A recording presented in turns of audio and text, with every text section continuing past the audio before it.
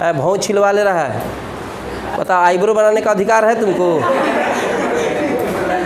मैंने आईब्रो तुम बनवा रहा है, मतलब ब्यूटी पार्लर में जाके तुम आईब्रो बनवा रहा है। एगो तो पहले ट्यूशन का पैसा के लिए, ये सब के पास पैसा नहीं, कभी नहीं देता ये सब।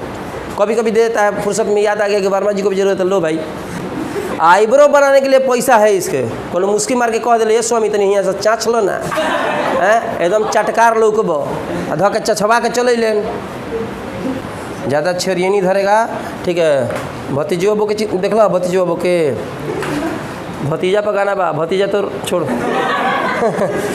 जा तोर माहियो जिंदाबाद, तोर मौसियो जिंदाबाद। ध्यान दे, घस के तुम घस के ना ना कह। इंडक्टेंस का मतलब, प्रेरण का मतलब समझते हैं? प्रेरण, प्रेरण माने दूर से प्रभाव डालना।